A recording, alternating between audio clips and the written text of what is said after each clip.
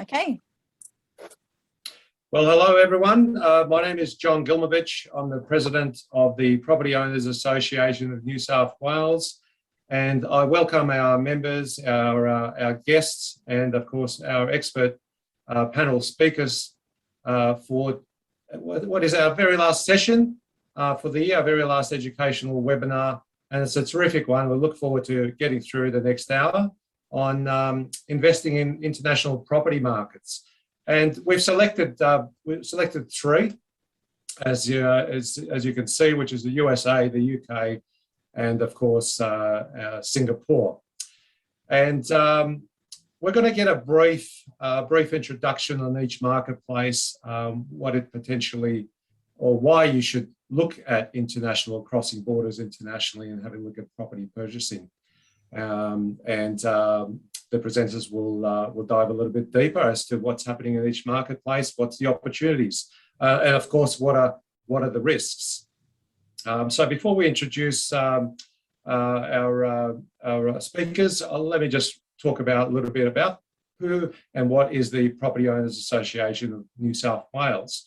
Well, it was formed some long time ago, back in 1951, by a group of private landlords as a private lobby group at the time, who basically navigated the legislation, the laws back in the day was obviously post World War II, and there was a lot of changes in Australia, especially with the ex-servicemen coming back, and how properties and of course tenants were treated.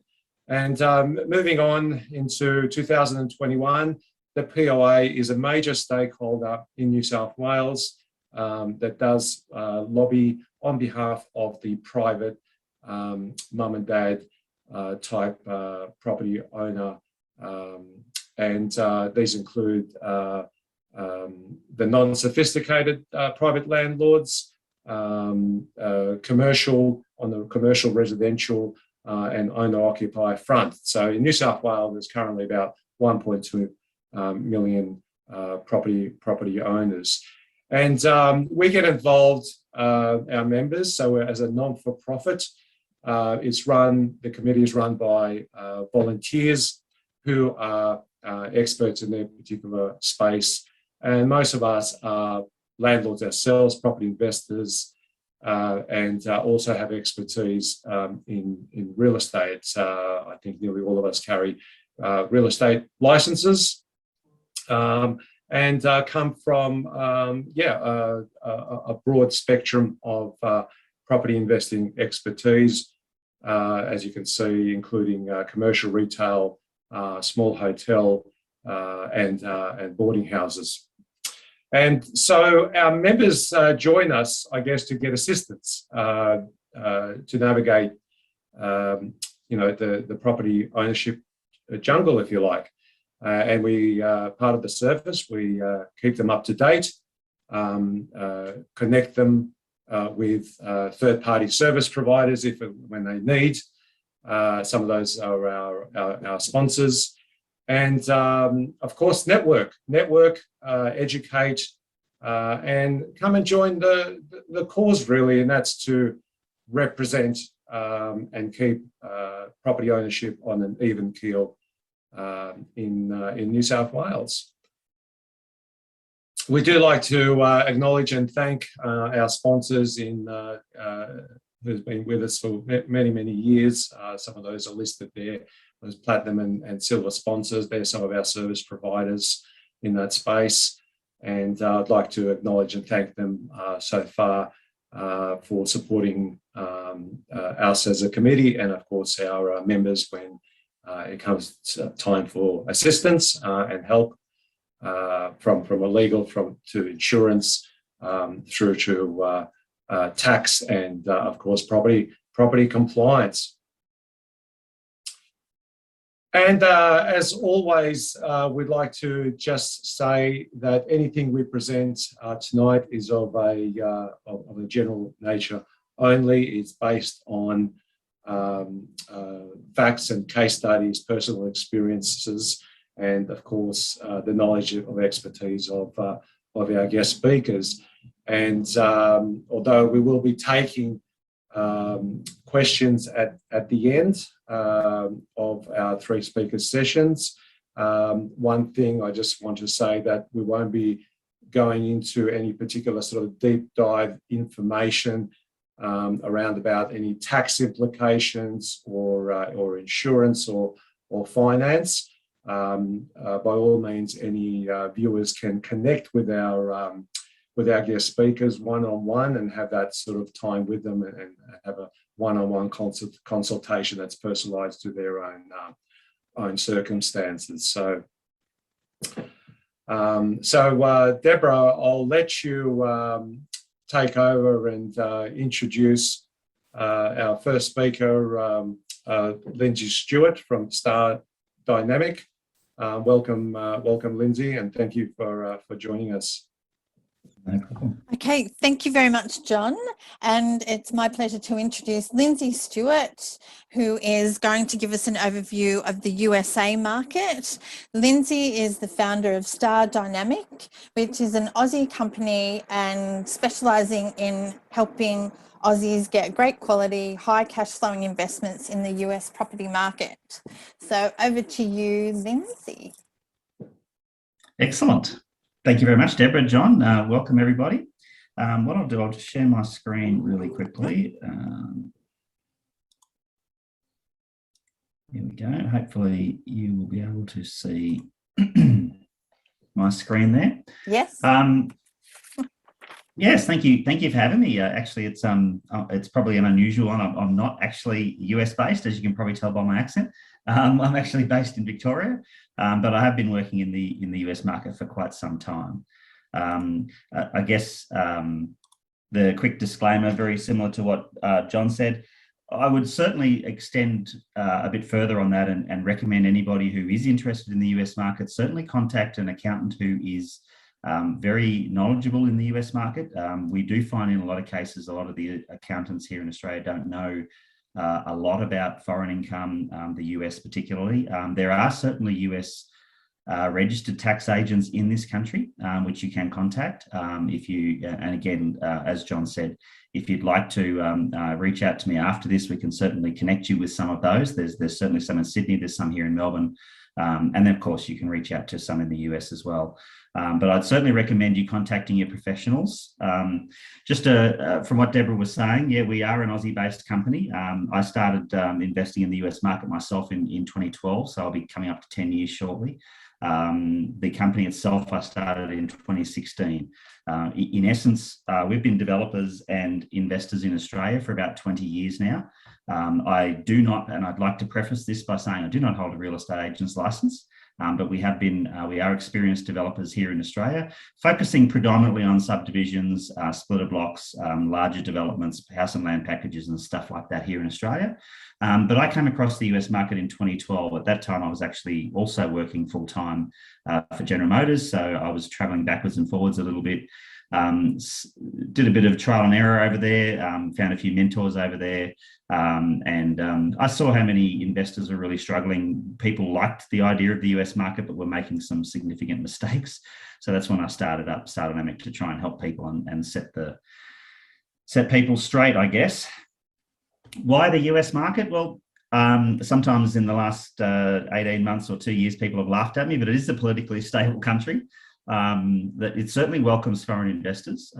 If you've got funds, they're more than happy to have you. There's no, as a foreign investor, there's not a lot of hindrance for us to invest, with probably the exception of access to funding can be more difficult. Certainly a lot of new growth in markets over there at the moment. In fact, the US market probably, like the other speakers will be telling you today, is running very hot. I think a lot of the worldwide property markets at the moment are, and the US is certainly no exception to that. You can certainly purchase high quality properties at a very affordable prices and get some very high cash flow positive investments. And I think that's where the US market really comes into its own, is cash flow. I think as a growth market, there's not too many better than our own market here in Australia, but as cash flow, I think the US is excellent. They're also enjoying a strong economic growth at the moment. A lot of that can be put down to a lot of the money that's being pumped into the economy, but it's certainly helping. At the moment, the Aussie dollar is holding relatively strong, but certainly will weaken in time, which could give us a bit of an advantage as well there on exchange rates as they come. As to whereabouts in the US, generally what I would recommend is the coastal markets are extremely expensive. So markets like California, markets like Seattle, San Francisco, LA, New York, Boston, those sort of markets, Miami, are very expensive markets. You probably might as well buy a property there in Sydney, and and you're sort of talking similar sort of prices. A 2-bedroom apartment in San Francisco will set you back something like $600,000 or $700,000 US. If you looking at the map here, I'm not sure if you can see my cursor, but if you sort of draw a line down on the west coast here, you've got the Rocky Mountains, and on the east coast towards the edge, you've got the Appalachian Mountains. Inside there is about 35 to 40 states. Any of those states can have some very good areas, some very good markets that you can choose from. I mean, Michigan, Ohio, Illinois, Tennessee, it goes on and on. They've all got some good areas. They've all got some average areas, some ordinary areas that you should stay away from. But certainly something to look at, any of those areas that sort of suit you. What we look for and what we suggest to people when you're looking for, there's 5 main criteria when you're trying to narrow down a particular city, or if you're going down even further from, if you've picked, let's just say you love car racing, so you want to invest in Indianapolis. Once you look at Indianapolis, you want to narrow down to a really good area within Indianapolis to invest. So for instance, the first thing we would look at is city infrastructure. For us, you've got the city or the council there spending a lot of money investing in certain areas of their city. They know where the growth areas are. They're on the ground, and we basically just jump on the back and ride their waves. So city infrastructure, are they building hospitals? Are they building shopping centres? Is there new bridges? Is there new freeways? That sort of thing going in is where we sort of try to follow. Employment in the US, being one of the most capitalist societies in the world, is very, very important. So you want to make sure that there's really good employment opportunities for people in that area. And that's one of the important things to look for. Schools and universities are probably second, because it's good schools, good universities that's going to give the people the best opportunity to get the best employment, the best jobs. So really they go hand in hand and are very important. The last two are certainly worth looking out for, remembering that the US market, the population of the US is about 10 to 12 times that of Australia. So the crime rate is going to be generally a little higher anyway, but you do need to keep an eye out for crime rate. You do also need to keep an eye out for vacancy rates. What I have found historically is that those last two, crime rates and vacancy rates, are generally linked to the first 3 missing. So if there's no infrastructure growth, if there's no employment opportunities, there's no good schools, generally then you're going to have high crime rates, you're going to have high vacancy rates. But it is something to keep an eye on, all 5 of those areas. From a strategy standpoint, there are certain strategies that work in the US, and there's certain strategies that don't. In general, to be honest, the US is flush with land. So subdivisions, splitter blocks, that sort of stuff that we do here in Australia doesn't necessarily work throughout most of the Midwest of the US. Buy and hold rental properties certainly can. There's a few criteria you want to look for. You want properties that are tenanted. You want to make sure, and here's a key one, you want to make sure that you're purchasing at or below market value. The problem we have is that there are a lot of what they call turnkey property companies out there that will sell you tenanted turnkey properties, but they generally will be charging you more than the property's worth. Now, it might be still a good deal in as much as the returns could be good. The yearly annual ROI is nice. But the problem is if you go to sell it, or you need to sell it, or you're trying to liquidate, you'll find that you've paid $10,000 to $15,000 too much for those properties. I generally look for properties that have been recently renovated, and the reason for that is you don't want properties that have long-time or long-term deferred maintenance issues on them. A property that's been renovated within the last 2 years will generally have lower chance of deferred maintenance and cost you less over the next couple of years in maintenance on those properties. You do need to make sure that in a lot of states in the US, you do need rental permits or rental licenses. So you need to make sure the property has a certificate of occupancy or the rental license or whatever the state or the city actually requires. So it's worth checking that as well. And I generally wouldn't look at a property that isn't going to give you a net return of above 10% ROI after costs. So you're not going to get, generally, I'm speaking generally now, the US market at the moment is very hot, but generally you're not going to get a hell of a lot of growth in the property. If you buy a property for $100,000, in 5 years' time, it could be worth 120, it could be worth 80, it could be still worth you 100. It's never going to be worth 350. And that's where you've got to make sure you're getting that good rental return. A rental return of 2 or 3% isn't going to be good enough for what you're looking for as cash flow in the States. One of the ones that I probably prefer if you're looking for strategies is what we call buy, fix and hold. And that is essentially where you're buying a distressed property, doing it up, and then you're tenanting the property.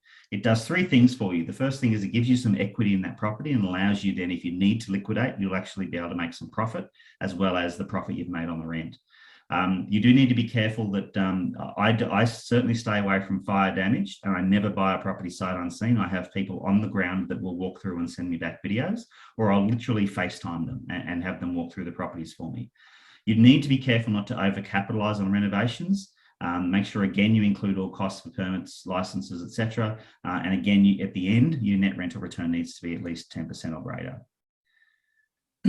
On that note, fix and flip is predominantly what I do. We are an operations company. I personally buy distressed properties, do them up, and generally flip them on the market as owner-occupier properties. There's very little stamp duties in most states. In fact, most states have none.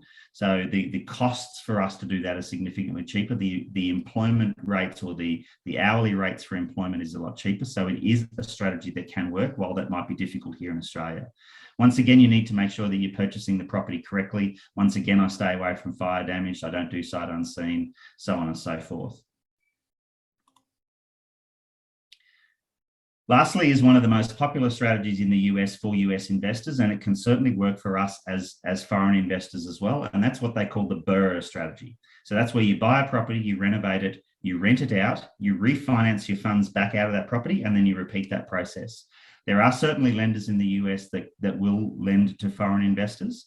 So this strategy does work. You do need to, though, make sure that after the renovation, your equity gain needs to be around 20 to 30% to allow you, so that as a foreign investor, we look at around about 65 to 70% loan to value ratio. So the idea is to try and get as close to possible as most of your funds back. If you can get around about 90% of your funds back out of that property, then that's a good result. You can then get in and get another property and repeat that process. Once again, you still want to make sure your return, even after the mortgage, is still relatively strong. What types of properties? Single family residents are probably the most popular, particularly for rentals. They're very easy to manage, and there's a vast number of choices available on the market. So they're probably the majority, especially if you're new into the market. That's a good one to look for. Multifamily properties is another thing. In the US, they're very popular. Duplexes, triplexes, higher returns, a little more complex to manage, and a little less of them available, but they're very, very good properties to go for. A larger version of that is unit blocks. Most unit blocks are classified as residential commercial, but again, you're going to get much higher returns from those properties. But again, they are more complex to manage and more complex to own. Lastly, of course, for rehabs, you can look for fixing and flipping properties, considerably more work. This is an active strategy, not a passive strategy like the previous ones, and very good for chunk deals or cash flow.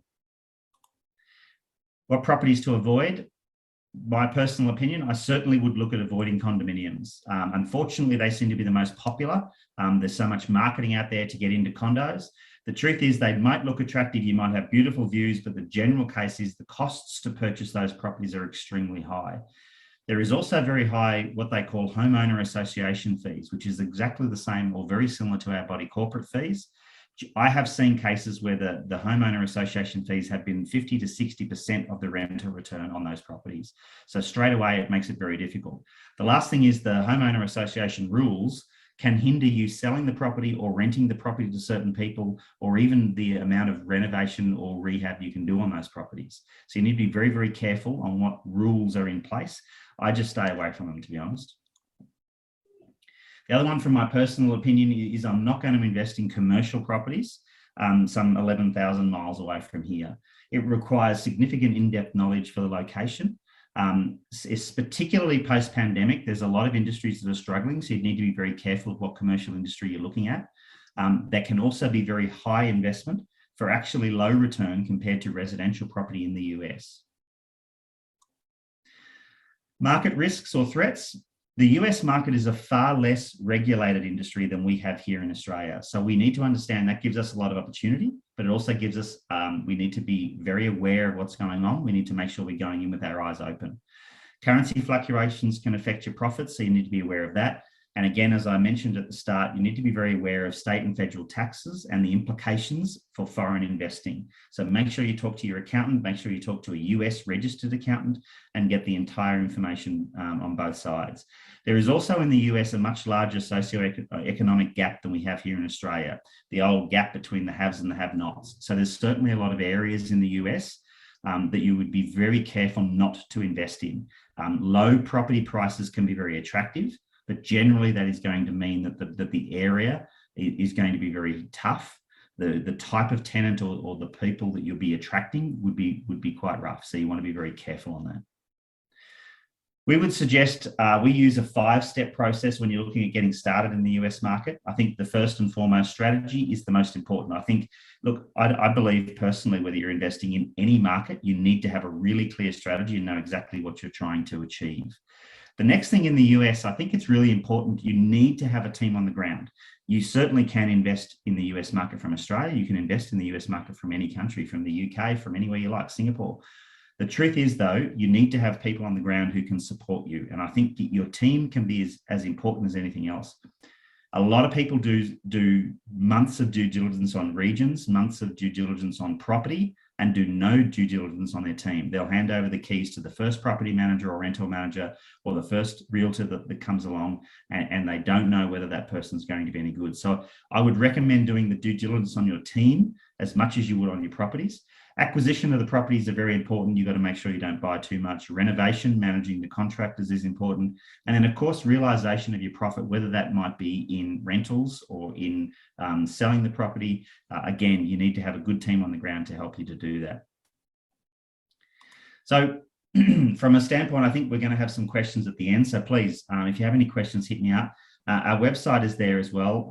I've got my email address there, ask@stardynamic.com.au. If anybody wants to drop me an email, I have 2 US investment strategy guides that I'm happy to send you that will give you a good benefit on the basic strategies and also the more complex strategies like the cash generation strategy and the burst strategy. It gives you all the numbers. I haven't got the time to go through all those here today. But if that's something of interest, please just shoot me an email. Or hit us up on the website. The website will also, you can also book a time to have a chat with me. More than happy to have a chat. Can go through with the US market a little bit more in depth. Would be happy to have a chat. So we can certainly send those copies of the strategy guides out to you if they're of any use. So thank you, Deborah and John. Well done, Lindsay. Stop my share for you. There we go. Thanks very much, Lindsay. Now we'll hear from Camilla Dell. Camilla is the managing partner and founder of Black Brick Property Solutions. She is one of the most favoured property buyers in the UK. Camilla has worked in the London property market since 2002. She is highly experienced in meeting the needs of domestic and international property buyers. So Camilla, welcome and over to you. Thank you very much, Deborah. Good morning, everybody. I am just going to maximize my screen for you. Here we go. There we go. Lovely. Yes, good morning from London. One of the great things about the pandemic, I think, has been Zoom and the ability to connect with people from all over the world. So thank you very much for asking me to join you this morning. It's my great pleasure to chat to you a little bit more about investing into the UK property market. Just to give you a little bit of background on me, I'm Camilla. I'm the managing partner and founder of a company that I set up in London back in 2007 called Black Brick. Black Brick is a buying agency. I think hopefully for the Aussies tuning in today, the term buying agency, I think hopefully is quite familiar. So what we do is we represent and work for the interests of the buyer. So our business model is the complete opposite to a typical realtor or estate agency. Obviously, they're working in the interests of the seller, whereas everything that we do as a business is advisory and working in the interests of the buyer. So that's what Blackbrick is. Before I set Blackbrick up, previously I used to work for Knight Frank, and then before that I used to work for Foxtons, which is a large London estate agency. So I've worked in the London residential property market for almost 20 years. So that is my background. And so just to talk a little bit, I'm very much a London specialist. I'm quite conscious that that Lindsay before me was kind of speaking very generalist about pretty much the whole of the US market. I'm not going to do that. My specialty and my team's specialty is very much London and prime central London. So that's what the focus is going to be on. London obviously is a very, very dynamic property market. It's also very complex. So it's impossible really to sort of talk and say this is what London property is going to give you, because different parts of the market behave very, very differently. But just to give you a kind of a general feel for where we're at in the cycle at the moment, and why I believe and why many people believe that London is an attractive opportunity at the moment from an investment perspective, is that prime central London property values are down just over 20% since the last peak. And the last peak was towards the end of 2014. And since then, property values in London have declined. And the reason for that, there's a few reasons. One is tax changes, making it more expensive to purchase property in the UK and particularly in London. And then we've had other things as well. We've had obviously Brexit, which is now less of a concern, and we've had the pandemic, and all of these things have come together to cause London property values to decline. Right before the pandemic, we were just starting to see very, very early signs of the London property market start to bounce back. And obviously that then got stopped in its tracks thanks to COVID. However, since our markets have been open again, and actually the property market was one of the first markets to be able to transact and go back to work, London property has done very, very well, but not prime central London property. Obviously London, there are no restrictions similar to the US. Anybody can invest and buy property here. But with all of the travel restrictions, it has meant that sorts of transactions that would normally be happening to overseas buyers for prime central London apartments in particular, that market hasn't really been there. And so anybody trying to sell a flat, particularly in prime central, particularly an apartment without any outside space, has really been struggling over the last 12 months or so, as buyers have looked for more space for houses with gardens. That's been one of the big trends to come out of COVID.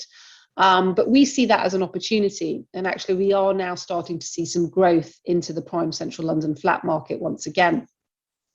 I think in terms of why consider London, diversification, many of our clients at Blackbrick are from overseas, and they're making their wealth in all sorts of different economies, some of them in quite high risk emerging market countries.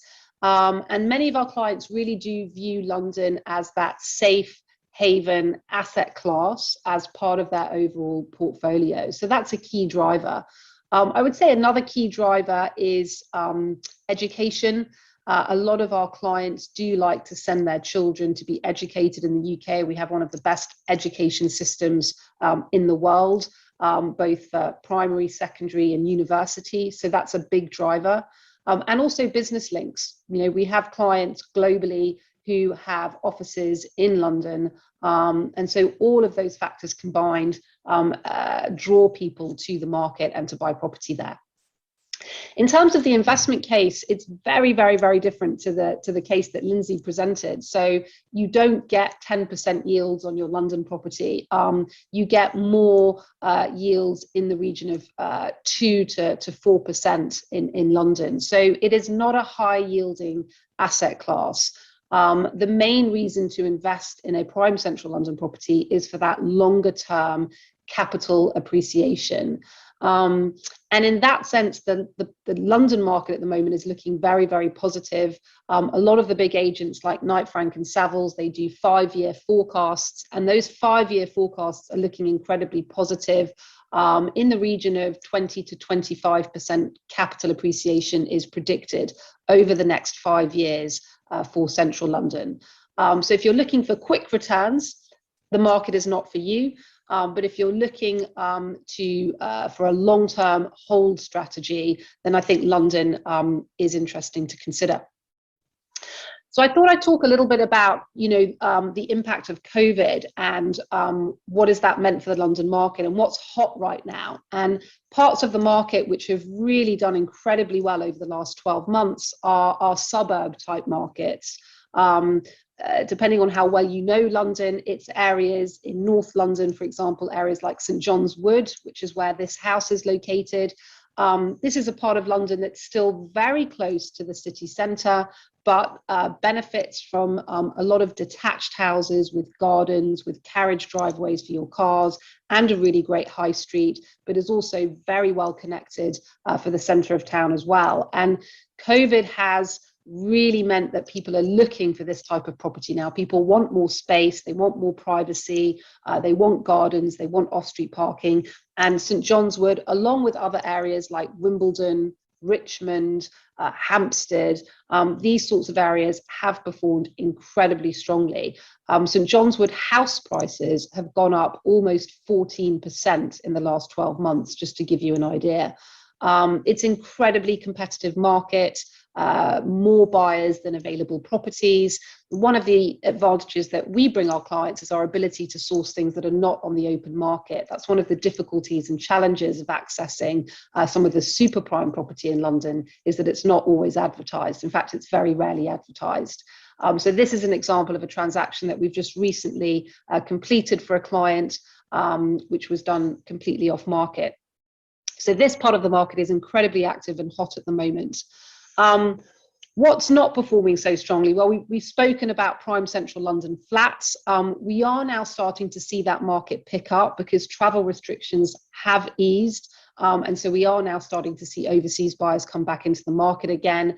And there is demand now for what I like to call best in class property in the prime location. So that is starting to pick up a little bit now.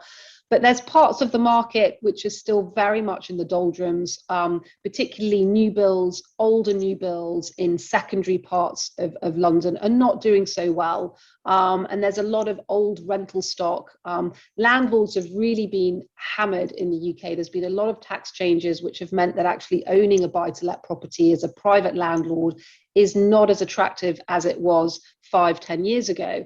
And that's led to a lot of ex-rental stock coming onto the market, which nobody really wants to buy either. So that is a part of the market that you need to be quite careful with and really understand. Potentially it could be an opportunity, but you really need to understand that market and take advice and take guidance, because it is languishing behind at the moment.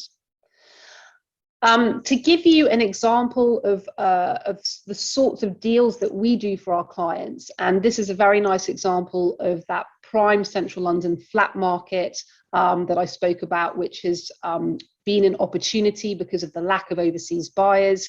This was a transaction that we did about 12 months ago for one of our clients from the Middle East. It's a property in a prime area of London, Belgravia, overlooking a square. So very, very desirable. In a normal market, these sorts of flats would be snapped up quite quickly. But because of COVID and lack of international buyers, that wasn't the case. And as a result of that, we managed to negotiate a really, really, really strong discount for our client, over 21% achieved on the original asking price. So, these sorts of moments in markets, property markets, I think happen quite rarely. The last time I saw this kind of a buying opportunity was back in the financial crisis, and they tend to be quite short-lived. So I think the window is definitely narrowing now that London has opened up. But certainly over the last 12 months, these are the sorts of deals that we were trying to find for clients.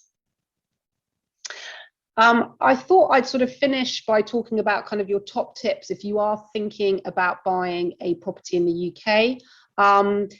Particularly in London, it is a fast moving and competitive market, particularly if you're looking for something very desirable.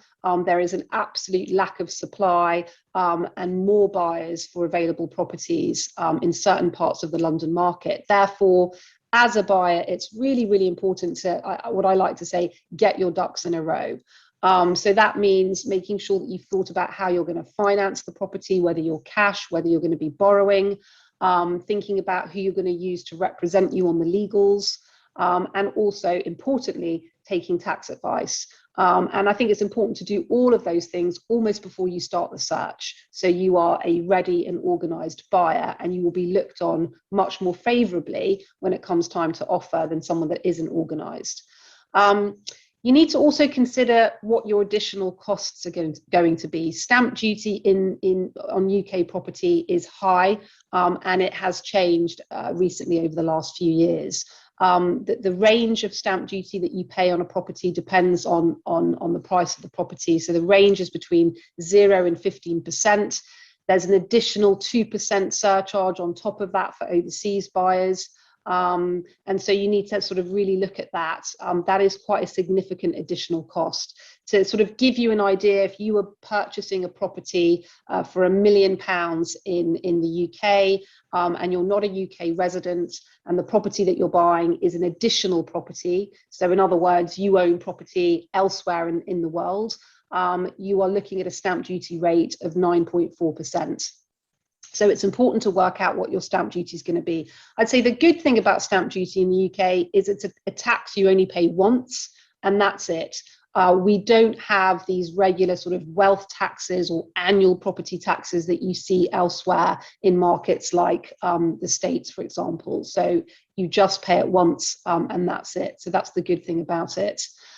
You also need to consider other tax implications as well, things like inheritance tax, that's quite a big one, and looking at ways of perhaps structuring yourself to be more tax efficient. I also think it's really important to be realistic, particularly if you're an investor, and take advice. Make sure you understand the market that you're investing in. And I think, as Lindsay mentioned, make sure that you've got a really good team in place. And taking advice is very important. And remember that the estate agent, the selling agent, they are not working for you as the buyer. They are working on behalf of and in the interests of the seller. And so, you know, if you can, it's always a good idea to think about using a buying agent, someone that's going to be there to represent you and give you good, proper advice rather than just sell to you. That is the end of my talk. My contact details are on this final slide. So if anybody has an interest in London and would like to reach out to me after this, then please do so. We also produce a regular monthly market update looking at what's happening in the London market, trends, etc., some of our latest acquisitions and case studies. So please do feel free to reach out to me if I can be of any assistance. Thank you very much for listening. Great, thank you so much, Camilla. That was really, really comprehensive. And now I would like to introduce Regina Lim. Regina is Head of Capital Markets Research for JLL. Regina drives thought leadership, client engagement and transaction-related advisory work for the Asia Pacific Capital Markets team. She has over 20 years of experience covering the Singapore residential, commercial and industrial property markets. Over to you, Regina. Thank you so much, Deborah. I'm going to share my screen. My presentation is a lot different from the other two speakers because I've got much more of a macro view, but I'm going to go ahead anyways. Perfect. And if you need more detailed information, feel free to reach out. Singapore is a really special place. We are in the middle of a Malaysian archipelago. And as you can see from my first slide, it's an extremely small place. If we are in the middle of Sydney, the edge of Singapore will be at Parramatta. If we are putting Singapore in the middle of London, it will be sort of zone 2.5. And if you were to put Singapore into New York City, you can see the shape over there. It's not much bigger than the core parts of New York City. So it's the third most dense population density, is the third highest in the world after Macau, Monaco, and surprisingly, we are more dense than Hong Kong. So land is scarce, and it's really well connected. It's geographically situated between the east and the west, and I think that's how Singapore got founded. And property is extremely sought after, especially because it's a very cosmopolitan city. We speak many languages. I speak Mandarin, English, and a lot of my friends speak fluent Japanese, Malay, or the Indian dialects as well. So as you can see, about 40% of the people living in Singapore are not citizens, and it's very much like a little London in the middle of Asia. And the incomes are actually quite high and growing quite fast. So in 2011, household incomes 6,300 Sing dollars a month, and by 2020, it's now about 7,700. So investing in Singapore is definitely not easy. There's a lot of capital and liquidity, but because it's very well governed, regulations are clear and transparent, taxes are low, it turns out to be very much a safe haven for property investors. So just talking a little bit about my top 2 investment picks, which is to buy a little bit of office or heritage shop house in Singapore, or to take a look at the luxury residential market. So for the office market, you can buy strata subdivided office floors, or you could buy small office buildings. We also have multi-billion-dollar office buildings, but essentially it's because the economy is growing quite strongly, about 3 to 4% over the next couple of years. We've got very high vaccination rates. The foreign direct investments fell, but started to recover about 30% in the first half. And we've got very resilient growth in the tech, in finance, in asset management. So you can see all the different tech companies, digital banking, fintech, and even the investment management teams locating their headquarters in Singapore. Like JLL, our headquarters is also for Asia Pacific, is based in Singapore.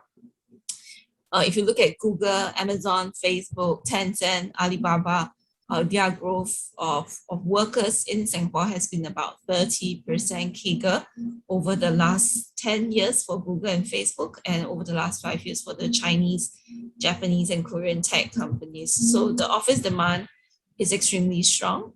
And in 2020, we also started to reach out a lot more to family offices. So historically, we started a global investor program to attract next generation business owners or founders of fast growing companies to bring their business and grow it in Singapore. And in 2020, we also extended it to family offices. So principal of family offices can get the privilege of being a permanent resident based on certain criteria of minimum assets under management. We've also started new fund structures to allow family offices and funds to operate more easily. The structures are similar to what you see in Cayman Islands, Dublin, and Luxembourg. And we have also facilitated a lot more of these asset managers to come to Singapore. And I think in the last 3 years, as the regime in Hong Kong started to change with the new laws coming into play, I think Singapore is seen as one of the best candidates to actually house some of the asset managers and funds who are trying to relocate out of Hong Kong into a more neutral territory. So as you can see on the chart on the right, the office demand is a lot more diversified compared to 10 years ago. Instead of just having quite a bit of banks. We now have a lot of technology companies, insurance, professional services taking up our office space. While there's a lot of talk about working from home, actually you can see that Singapore, London, Hong Kong, and Tokyo have very, very densely packed offices compared to, say, Germany or New York.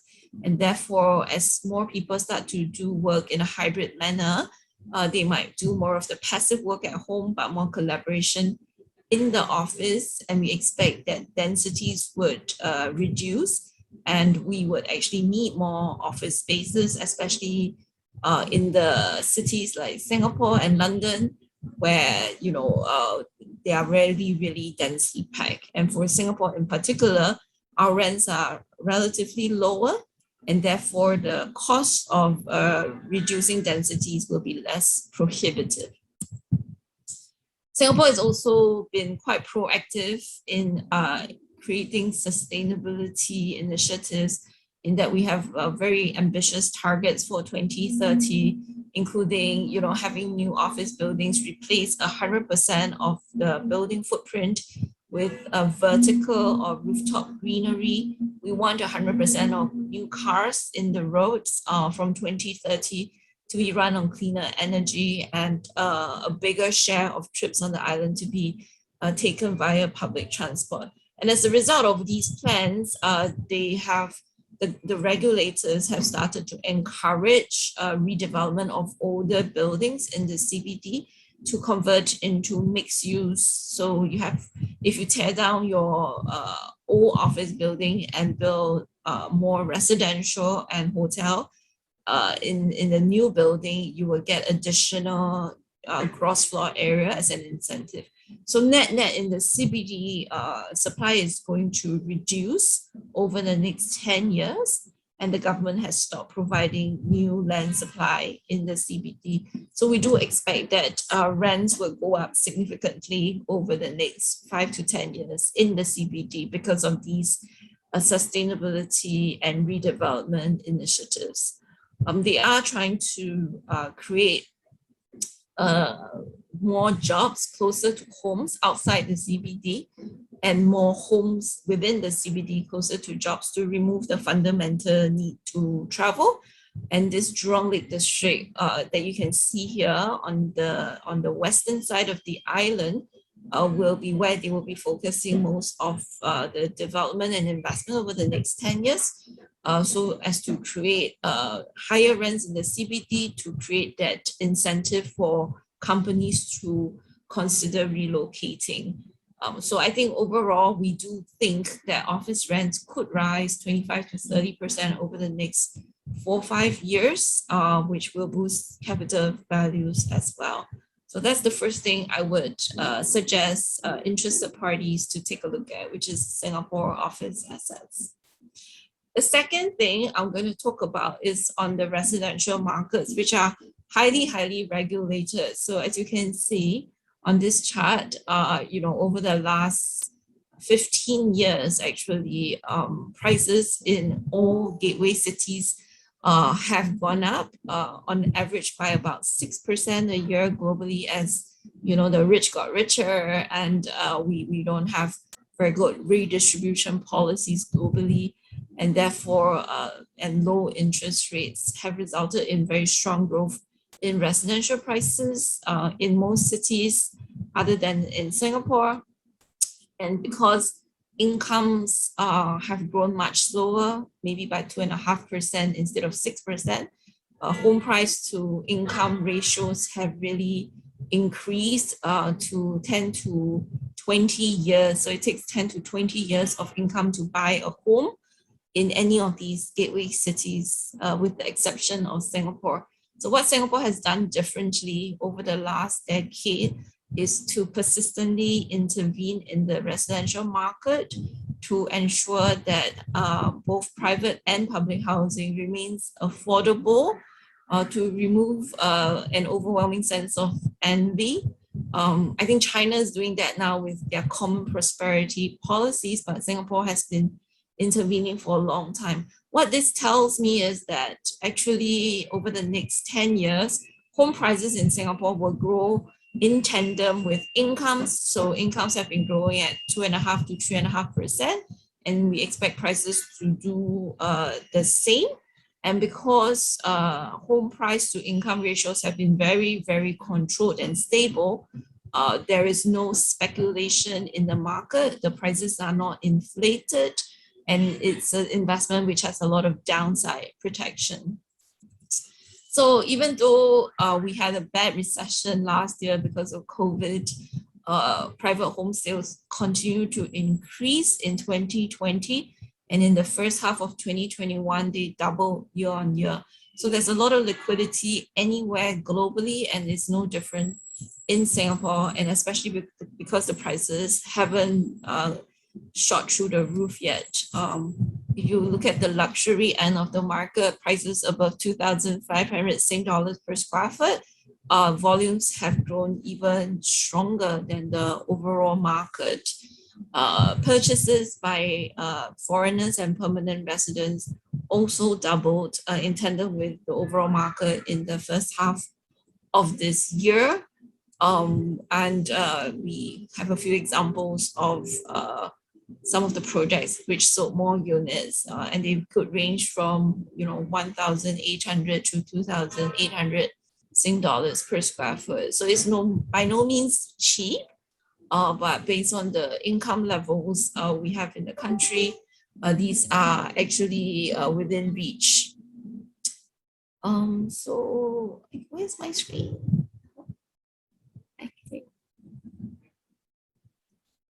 I think that's all I have. Actually, we do have a very robust price growth. This year, prices rose 5% and rents rose 2.5% just in the first half. But the regulators have come out to say that they are not expecting to intervene in the market because over the last 3 years, prices and incomes have grown in sync, in tandem. So over the next 5 years, we do think that there'll be more policies to come through, which will help with wage growth, including a new minimum wage next year, which will provide some upward momentum for residential prices overall.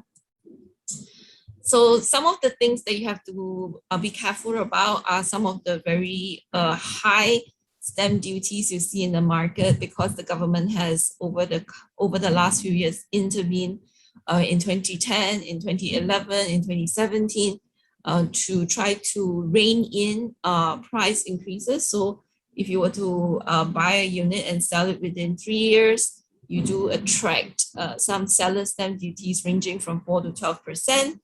And there are also additional buyer stamp duties for non-Singaporeans buying assets, in residential assets. So I will stop here, and I think the forum is going to take questions. Thanks, Debra.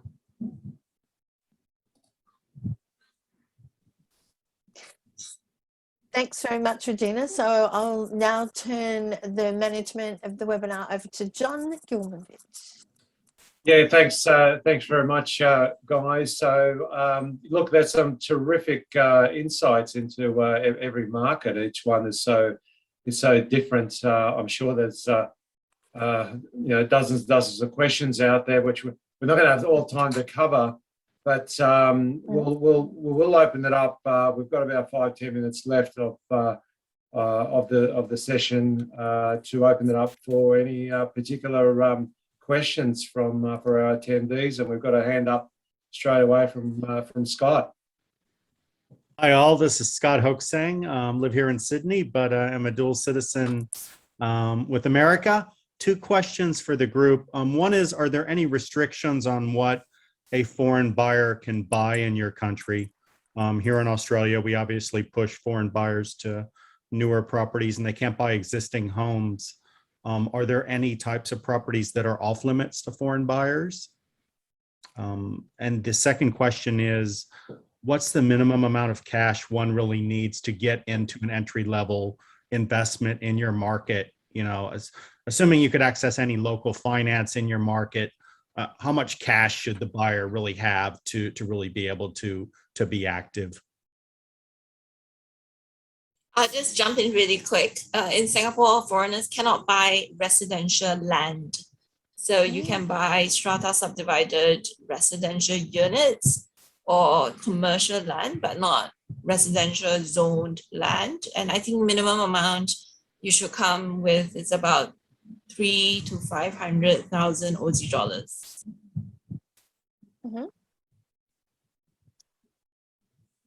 Camilla? Yeah, I'll go next. So in the UK, there's no restrictions. So as an overseas foreign buyer, you can buy whatever you like. I would say there is a difference in the stamp duty that you pay. So if you're not a tax resident in the UK, you will be looking at a slightly higher rate of stamp duty on purchase, but there are no restrictions. I would say to access the London property market, you're looking at a minimum overall budget, inclusive of any leverage or lending that you might take, of around about £500,000 sterling upwards. And Lindsay? Yeah, sure. So the US doesn't have any restrictions at all for foreign investors. So you do need to be aware of a withholding tax. But again, an accountant could explain that to you if you're selling properties. But beyond that, there's no additional stamp duties. There's nothing stopping you from buying any types of properties. Cost-wise, there is access to lending in the US. It's a little more difficult for foreign investors. I would recommend probably a minimum of around about 100,000 Aussie you'd need. You could buy properties actually in the US outright for cash for about that. Understanding you don't have the capital growth, it's really a cash flow market. Or alternatively, that would give you about 60 or 70,000 US as a deposit, which then you could use to buy a $200,000 or $300,000 US home. I think we've got a question from Peter.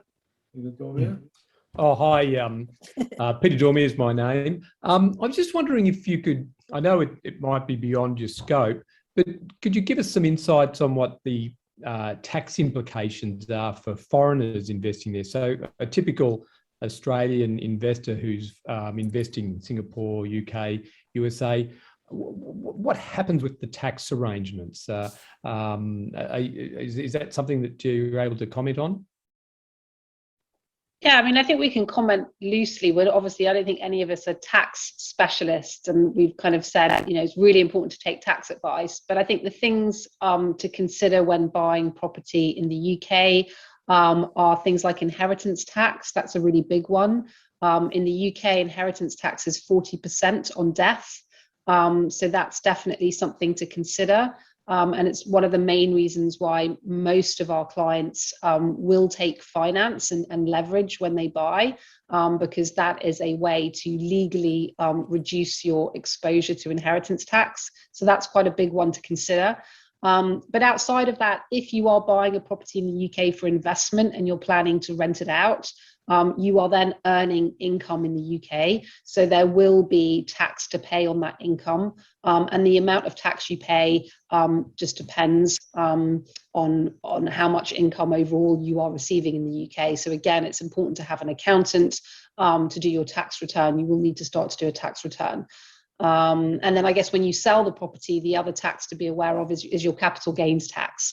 So there will be capital gains tax when you sell the property, but obviously that's only if you make a profit, which hopefully you will if you've bought well. I'll jump in quick. Yeah, look, Peter, same, I guess. I can't give you too much information on tax. I'd certainly recommend strongly you speak to a US registered tax agent to get that idea. There certainly will be taxes payable in the States. We do have tax credits with the US. So in other words, you're not going to be double taxed. So if you were to earn, let's just say $20,000 or $30,000 additional income in the US, you wouldn't, in a worst case scenario, pay any more than you would if you'd earned an additional $30,000 or $40,000 here in Australia. But you would need to pay taxes to the IRS. You are certainly going to need to lodge a tax return every year with the IRS as well as with the ATO. And then there is capital gains tax as well, just like Camilla said, if you sell the property, understanding that capital gains in the US is generally a lot lower, so it's not as much of an impact. but you do need to be aware of that. There's tax minimisation strategies that your accountants can help you with as well. Stamp duties are negligible or very low, but you do need to be aware of what your own individual circumstance may change depending on how much you earn in foreign income. So, sounds like the best tax strategy in the UK is not to die, Camilla. Otherwise, you'll pay 40%. You should try and die in Singapore. There's no estate. Is it cheaper to die in Singapore? Best place to die. Okay. And best place to make money because no capital gains tax in Singapore. You can't buy good. land. Yeah. I've got a question. And being Aussies stuck on an island called Australia, and we're so territorial that majority of us, it'll be a huge leap forward to invest offshore. And I'm not talking Tasmania or New Zealand. I guess there's fear around, well, I'm not near my property. What if something goes wrong and there's a problem with my tenants, or there's an issue and I just can't physically be there or deal with it? And myself personally, coming from a very strong property management background, and it ain't so pretty here as well on that front as far as the quality of management services. How do each of you assist on the management of the asset front for the property owner to sleep better at night time, I guess? I'll jump in quickly. I think if you are an overseas landlord, I think it is important to have a professional property manager looking after your one rental investment flat or portfolio if you own more than one, because you don't want to be contacted with time differences, etc., in the middle of the night if something goes wrong in your tenant's property. So we do property management in-house at Blackbrick, but that's not the only way to get a good property manager. There's, most of the main agents in the UK have lettings arms and management arms. And I think it's definitely worth considering to make sure that your tenant has a good experience as well, because happy tenants are much more likely to renew. They're much more likely to be open to a rental increase as well, if you're looking after them properly and responding to requests and maintenance issues in a timely manner. That's great. What about over in the US, Lindsay? As I understand it, property management or professional property management service hasn't always been a thing in the US. It's an evolving space. Are the Yanks getting better? You're spot on, John. Look, once again, we are talking about a less regulated industry, and property management is probably the least regulated industry within the real estate industry itself. So, you can have property managers that are literally just people that work from home and just simply collect rent so long as it's paid to them, and that's about it. All I can suggest is in the US, it is absolutely critical to do your due diligence on your people. We have, for a lot of our clients, we send out questionnaires. I would sit down, I would interview. Think about, if you're looking for a rental manager, it's like hiring a CFO for your business, right? Because essentially these guys are going to control the money that this property is going to earn for you. So you need to take half a dozen applicants, you need to interview the applicants, you need to take references and so on and so forth. You need to check references.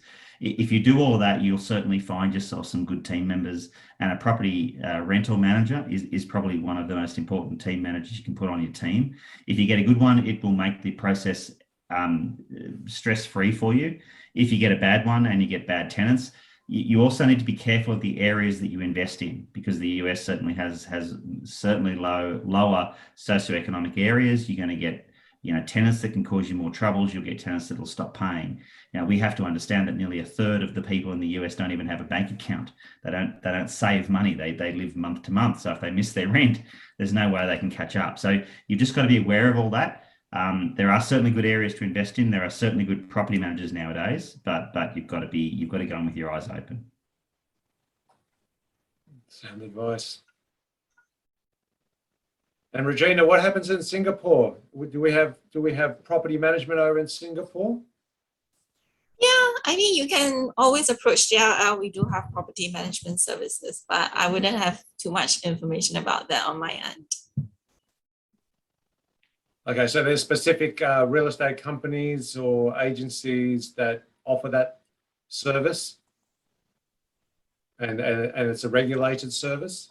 The real estate industry is extremely well regulated. So even for sales agents like myself, we have annual regulation exams and courses we have to take.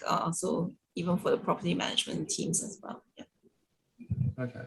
And as for asset protection, is there actual tailored policies like the ones we have here, which are the kind of standard landlord insurance packages, which covers, for accidental damage and pet damage and rent defaults and public liability and things like that? Is there actually products out there to give that sort of extra layer of protection on the asset, on the actual property and the tenancy? Is that a thing?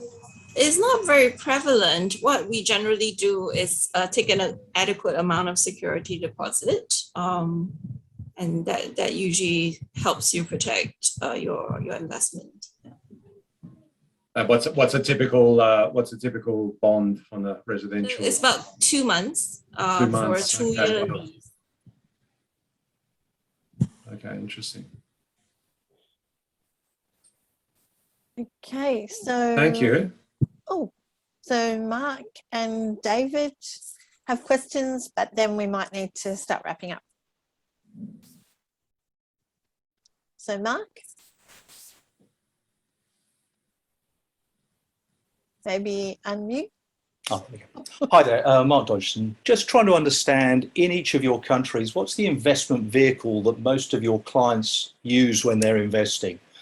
And also, if there's more than one person investing, is there a percentage at which foreign ownership becomes an issue? Whilst, if 75% of ownership of a vehicle that's being used to purchase property is a local owned and 25% is offshore, is that what's your tipping points, if you like? What are the main vehicles is the first question. Thank you. With UK property investing, the UK government a few years ago has taken great steps to make purchasing of residential property through any sort of vehicle, whether that be onshore or offshore, extremely unattractive, i.e. much more expensive from a tax perspective. So they're really trying to discourage it. As a result of that, I would say the majority of my clients these days buy property in their own individual names.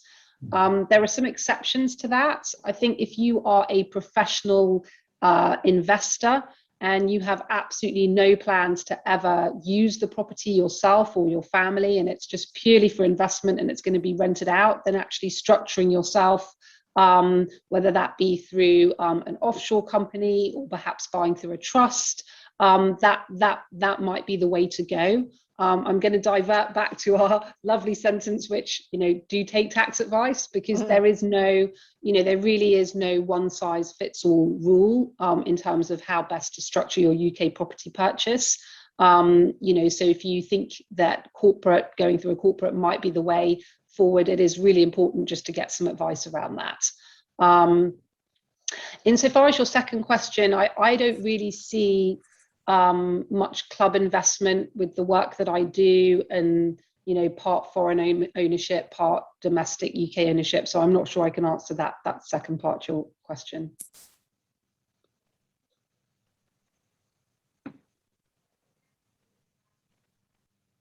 Yeah, Mark, actually, probably the opposite of Camilla. I would strongly recommend, and first of all, I'd strongly recommend you talk to an accountant and or attorney about that.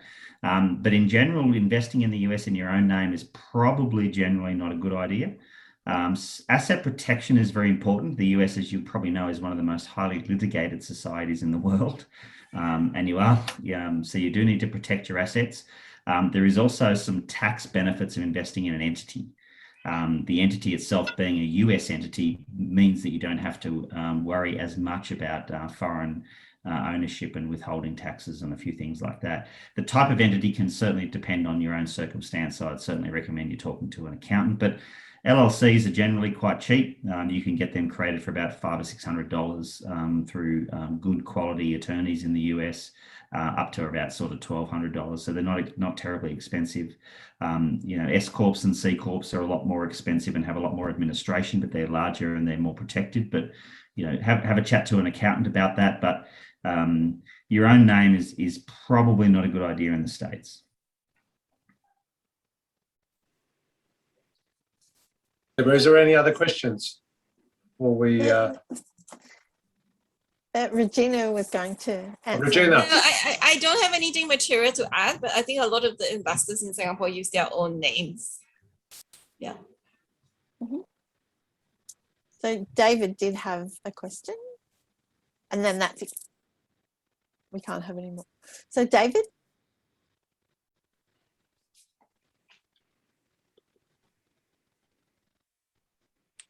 Unmute. Oh. Can't hear you, David. There he goes. Oh, there we go. There he goes. My question is on property management. In Australia, property managers charge a commission somewhere between 4% and 8%, and pretty much you pay for what you get. I'm just wondering what the rate of commission is in each of your countries. Hi, David. So in London, usually property management fees are 5 to 6% plus VAT of the annual rental income. That's what you can expect to pay. In addition to that property management fee, if you decide to have a professional property manager, there's also a fee that gets paid to the lettings agent for finding you the tenant. And that is typically 9 to 11% per annum. So all in for that first year, you're looking at fees of around 15–16%. If that same tenant renews, then the fees do come down. So I hope that gives you an idea. Yep, thank you. Yeah, g'day, David. In the US, it's a little more expensive. The rental incomes are generally a little lower. The property costs are certainly lower. I've seen anywhere from 8 to sort of 12% property management costs. 10 is kind of normal. Same as you just mentioned, you do get what you pay for. So I have no problem paying for good property management to get a good property manager. Very similar to what Camilla said, there is generally also a fee to tenant the property. What they'll call a tenanting fee can often be as high as 1 month's rent. So you need to be aware of that. Unfortunately, in the US, there are a number of property managers that can also charge you a fee while the property is vacant. Now, I personally do not accept that, and I will not pay a vacancy fee. I would strongly recommend a lot of our clients don't accept property managers that do that either. That gives the property manager no incentive to actually get a tenant. And we have seen property managers charging up to 10% of market rent, even if the property is not tenanted. So you need to be careful of that, because once again, it is a regulated industry, but nowhere near as heavily as Australia. So in other words, really whatever they suggest to you in the property management agreement you sign is what they can get away with. So you need to be very careful on reading that agreement. It was a lot cheaper. It's about 3 to 5% of rental revenue. Thank you. Okay, very good. Okay, well, that will conclude the question time, and we do need to close off for tonight. And I do want to thank our guest speakers, Lindsay Stewart, Regina Lim, and Camilla Dell, for absolute amazing information and taking out the time and sharing that with us. And hope you, hope you also connect with us in the future as well. And we could have an International Investing Mark II, where we might dive a little bit deeper. And just want to wish you the very best of health and safety into 2022. And hope our borders open up and we get back to some normality. And book in our property investing trips to actually go out and have a look at these amazing properties out there and amazing markets. And once again, you'll find us on our website, POANSW.com.au. As mentioned earlier at the start of this webinar, that we are recording and will distribute this webinar amongst our membership base, where they'll also get your contact details. And if they have any further questions, they'll reach out to you directly. And so we look forward to our webinar series in 2022, and our members will be notified of upcoming webinars to join us once again into 2022 and continue their property investing journey with confidence.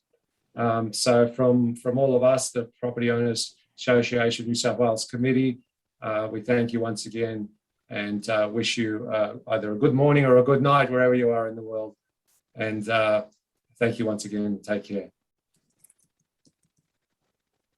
Thanks for having me.